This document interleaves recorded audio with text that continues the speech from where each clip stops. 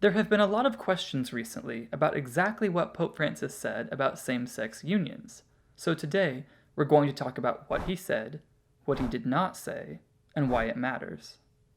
In the feature-length documentary Francesco that premiered in the Rome Film Festival on October 21st, 2020, Pope Francis stated, "Homosexual people have the right to be in a family. They are children of God and have a right to a family. Nobody should be thrown out or be made miserable over it. What we have to have is a civil union law. That way, they are legally covered." I supported that. And this bold, earth-shattering, groundbreaking statement is actually not that different than things he's said before. As Archbishop of Buenos Aires, Jorge Mario Bergoglio proposed civil unions as an alternative to gay marriage back in 2010, when Argentina was about to legalize gay marriage. And on a flight back from Brazil in 2013, Pope Francis famously quipped, "Who am I to judge?" when asked about a purportedly gay priest. He even briefly mentioned same-sex unions in interviews in 2014 and 2017, but both times his statements were downplayed or interpreted differently.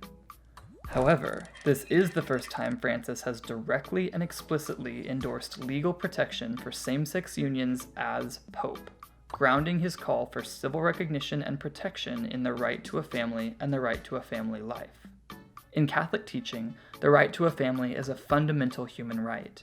That makes the Pope's statement an affirmation of the humanity of gay and lesbian people. Because they are human, their basic rights must be protected. And he meant what he said. Though convivencia civil translates literally to civil cohabitating in English, the term is frequently used in Argentina to mean civil union when speaking about laws. Now, it should be made clear that Pope Francis did not say that he approves of gay marriage or of homosexual actions. Throughout his reign as Archbishop and as Pope, Francis has never shied away from saying marriage is between a man and a woman. He has simply proposed civil unions as a way to preserve that definition of marriage. He also did not say anything that goes against church teaching. A document issued in 2003 under the pontificate of Pope John Paul II read, "The Church teaches that respect for homosexual persons cannot lead in any way to approval of homosexual behavior or to legal recognition of homosexual unions. But those views were never officially incorporated into church teachings, and Pope Francis's words haven't changed church doctrine either. He is simply, as British journalist Christopher Lamb put it, distinguishing between civil legislation and a sacramental understanding of marriage. In other words, separation of church and state." Of course, the goal for many gay and lesbian Catholics is to be officially married in the church, rather than having their civil union recognized outside the church. But those conversations are happening as well, especially in Germany and Austria. So, if Pope Francis merely expressed things he's said before in a more direct way, and didn't officially change any church doctrine or teaching, why does this matter?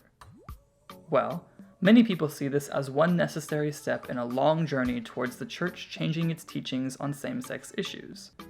And even though Pope Francis is not officially changing church teaching, he is absolutely changing the church's pastoral tone toward LGBT+ people and leading by example of how to treat these people with respect, compassion, and sensitivity, just as the Catechism directs. And it's this change in tone that has arguably the largest impact. As Father James Martin tweeted, "For those who think the Pope's comments about same-sex civil unions are no big deal, perhaps in the US or Western Europe. But in places like Poland, where some bishops are virulently anti-LGBT, or Uganda, where bishops side with laws criminalizing homosexuality, it's a big deal.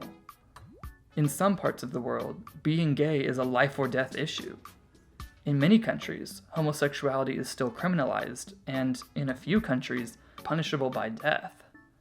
With these statements, the Pope is clearly putting the Catholic Church against the criminalization of homosexual behavior and unjust discrimination against gay and lesbian people, and in favor of protecting the human dignity of LGBT+ people. This change in position could potentially shift debates about the legal status of same-sex unions across the globe. His words shift the focus to the people, not their behavior, and remind us that even sinful persons have rights and dignity that we are called to protect. This unmistakable support is also going to make it more difficult for bishops and church leaders to say that same-sex civil unions are a threat against traditional marriage. Pope Francis is signaling for the church to be more welcoming to gay and lesbian couples moving forward. In addition to the legislators and courts, the impact will ripple through the church into the spiritual lives of LGBT+ Catholics who have been waiting for years and decades for an affirming word from their church leader. It's a sign of hope that the church can change, grow, and love. The church's mission has always been to show us that we are loved and that together we can strive to be better versions of ourselves and grow closer to what God is calling us to be. And Pope Francis's words are helping people around the world do just that.